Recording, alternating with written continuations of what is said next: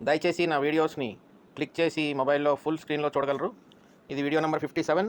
ఈ వీడియోలో మనం యుద్ధమల్లుడు అండ్ రెండో చాళుక్య భీముడు గురించి తెలుసుకుంటామండి.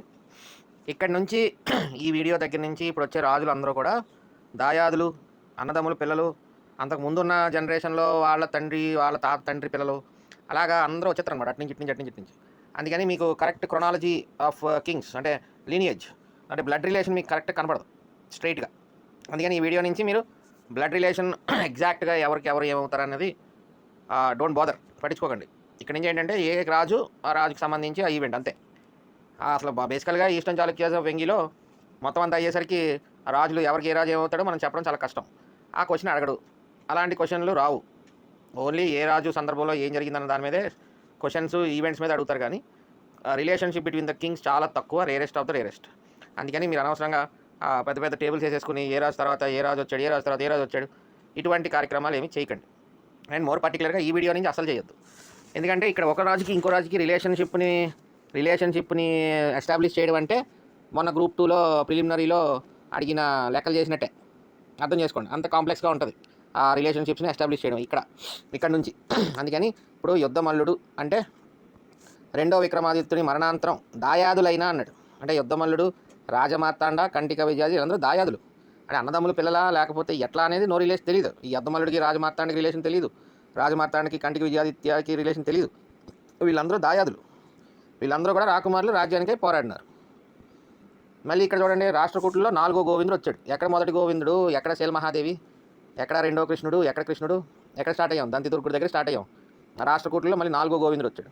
అందుకని ఇక్కడ కూడా ఈ ఏ గోవిందుడు యుద్ధమల్లుడికి సపోర్ట్ చేశారని అడగరండి. అసలు యుద్ధమల్లుడి గురించి అడిగితే కనుక కింద 2 పాయింట్లు ఉంటాయి, వాటి మీద అడుగుతాడు. దాని గురించి అని యుద్ధమల్లుడి గురించి మనం తెలుసుకుంటున్నాం. రాష్ట్రకూట 4వ గోవిందుడు యుద్ధమల్లునకు సైనిక సహాయం చేశాడు.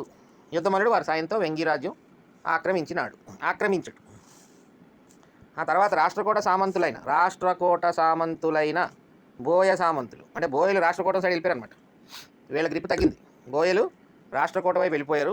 వాళ్ళు ఏం చేశారంటే ఈ రాష్ట్రకూటలు మరి తరచూ వచ్చి వెళ్తూ ఫైట్ చేసి స్థావరాలు, అందుకని ఏం చేశారంటే వివిధ ప్రాంతాల్లో స్థావరాలు ఏర్పరచుకున్నారు. మరి ఈ యుద్ధమల్లుడికి హెల్ప్ చేశారు.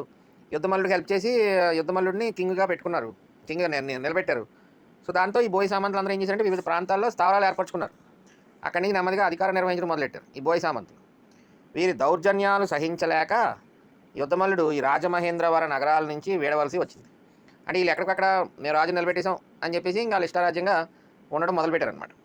అది ఇంకా ఈ యుద్ధమల్లుడు భరించలేకపోయాడు. అందుకని ఇంక రాజమహేంద్ర నగరాలను వదిలేసి ఈ చేబ్రోలు రాజధానిగా చేసుకొని యుద్ధమల్లుడు పాలించినట్లు అతని మధ్యాక్కరాల శాసనం సూచిస్తుంది. సో ఇక్కడ చేబ్రోలు రాజధానిగా యుద్ధమల్లుడు మధ్యాక్కరాల శాసనం సూచిస్తుంది. కానీ ఈ నెలటూరు వెంకటరమణయ్య గారు ఉన్నారు కదా, మనకి ఎక్కువకులని తగులుకున్నారు ఈయన. ఈ నెలటూరు వెంకటరమణయ్య గారి అతని రాజధాని బెజవాడ అని ఆయన అభిప్రాయం అనమాట. ఎందుకంటే ఈ యుద్ధమల్లుడు బెజవాడలో కుమారస్వామి ఆలయం కట్టించాడండి. కట్టించాడు. ఆ రీజన్తో ఈ బెజవాడ అతని రాజధాని అని చెప్పి ఈ వెంకటరమణయ్య గారి అభిప్రాయం అనమాట. కానీ ఈ మధ్యాక్రాల శాసనం ఏం చెప్తుంది, చేబ్రోలు రాజధానిగా చేసుకుని రాజమహేంద్రవరం నుంచి వచ్చాడు. ఇంకా ఆ బోయలు, ఆ సామంతులు, రాష్ట్రకూట్లు వీళ్ళందరూ అరాచకం చేస్తున్నారు ఇష్టం వచ్చినట్టు అని చెప్పేసి ఇంకా ఈ యుద్ధమల్లుడు భరించలేకాలని పోతున్నారా బాబు అని చెప్పి చేబ్రోలు వచ్చేసి చేబ్రోలు రాజధానిగా యుద్ధమల్లుడు పాలించినట్లు అతని మధ్యాక్రాల శాసనం సూచిస్తుంది. కానీ బెజవాడ అతని రాజధాని అని చెప్పి వెంకటరమణయ్య గారి అభిప్రాయం. యుద్ధమల్లుడు బెజవాడలో కుమారస్వామి ఆలయాన్ని కట్టించాడు. కుమారస్వామి ఆలయాన్ని బెజవాడలో కట్టించింది ఎవరంటే యుద్ధమల్లుడు. ఈ యుద్ధమల్లుడు తర్వాత మళ్ళీ ఇప్పుడు రెండో చాళుక్య భీముడు వస్తాడు అనమాట. తొలగించడమే, ఎవరికెవరు కొడేసుకోవడం అనమాట, దాయాదు. ఈ రెండో చాళుక్య భీముడు 935లో ఇతను 4వ విజయాదిత్యుని కుమారుడు. 4వ విజయాదిత్యుడు ఎవరండి, కొల్లబిగండ.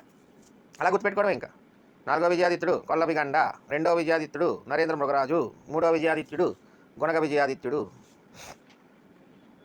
సో ఈ 4వ విజయాదిత్యుని కుమారుడు మళ్ళీ వచ్చి ఏం చేస్తాడు, యుద్ధమల్లుని తొలగించి రాజయ్యాడు.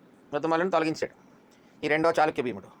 యుద్ధమల్లునితో పాటు తాత బిక్కి, మళ్ళీ రాజమార్తాండ చూసాం కదా ఇందాక దాయాదుల దగ్గర, ఆ రాజమార్తాండని మొదలైన వారిని వధించినట్లు అతని అంటే రెండో భీముని యొక్క కొలవెన్ను శాసనం. అలాగే మళ్ళీ అతని అంటే రెండో భీముని కొడుకు ఎవరు, రెండో అమరాజు. ఈ రెండో అమరాజు శాసనాలు ఇవి. అంటే ఈ కొలవెన్ను శాసనం అంటే రెండో చాళుక్య భీముడిదని గుర్తుపెట్టుకోండి. ఈ మలియంపూడి కలుచంబుర్రు ఈ 2 శాసనాలు రెండో అమరాజువి. ఈ శాసనాల దృష్ట్యా ఈ యుద్ధమల్లునితో పాటు తాత బిక్కి అనే తాతగారిని, అలాగే రాజ మార్తాండని వీళ్ళందరినీ వధించేశాడు. ఎవరు? ఈ రెండో చాళుక్య భీముడు, కొల్లబిగండ 4వ విజయాదిత్యుడి కొడుకు. ఈ కొలవెన్ను శాసనం అనేది రెండో భీముడిది. కొలవెన్ను శాసనం అనేది రెండో చాళుక్య భీముడిది. అలాగే ఈ మలియంపూడి కలుచంబుర్రు అనేవి రెండు కూడా రెండో అమరాజువి. ఈ రెండో అమరాజు ఈ రెండో చాళుక్య భీముని కొడుకు అనమాట.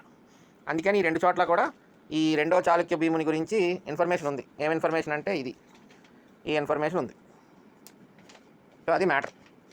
ఆ తర్వాత రాష్ట్రకూట రాజ్యంలో 4వ గోవిందునిపై వచ్చిన తిరుగుబాటు. 4వ గోవిందుడు ఉన్నాడు కదా, ఇందాక యుద్ధమల్లుడికి సపోర్ట్ చేశాడు, అతని మీద తిరుగుబాటు వస్తుంది రాష్ట్రకూట రాజ్యంలో. అప్పుడు ఈ రెండో భీముడు మంచి అవకాశం అయిందనమాట.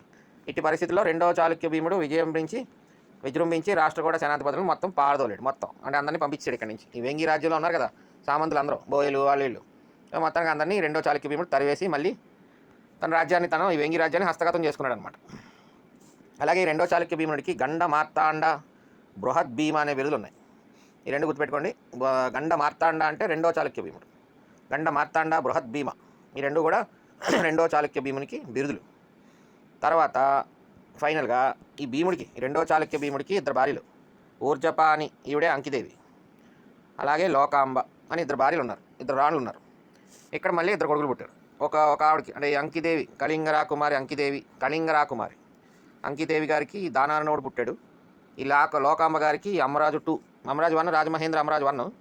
ఈ మన ఎవరో రెండో చాళుక్య భీమునికి 2 రాణులు ఉన్నారు కాబట్టి ఒక రాణిగారికి ఏమో దానార్నవుడు, ఒక రాణిగారికి ఏమో అమరాజు 2.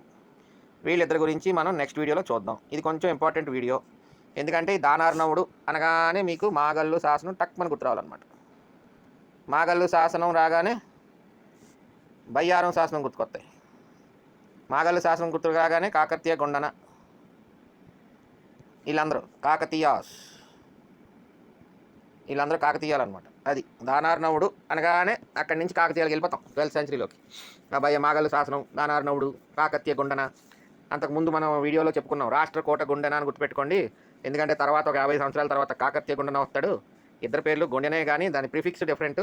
మొట్టమొదటి గుండెనకేమో రాష్ట్రకూట గుండెన అని ఉంటుంది, దానార్నవుడు దగ్గర పనిచేసిన గుండెనకేమో కాకతీయ గుండెన అని ఉంటుంది. వీళ్ళందరి గురించి ఈ బయ్యారం శాసనంలో ఉంటాయి, అలాగే మాగల్లు శాసనంలో ఉంటాయి. మాగల్లు శాసనం ఏమో దానార్నవుడు ఇస్తాడు, బయ్యారం శాసనం ఏమో మైలాంబ అని గణపతి దేవుడు గారి చెల్లెలు ఎవరో ఇస్తారు. అది అప్పుడు చూద్దాం బయ్యారం శాసనం గురించి. ఇప్పుడు నెక్స్ట్ వీడియోలో మనం ఈ దానార్నవుడు అండ్ అమరాజు 2 గురించి నెక్స్ట్ వీడియోలో మనం వాళ్ళిద్దరి గురించి తెలుసుకుందాం. దానార్నవుడు అనగానే మాగల్లు శాసనం.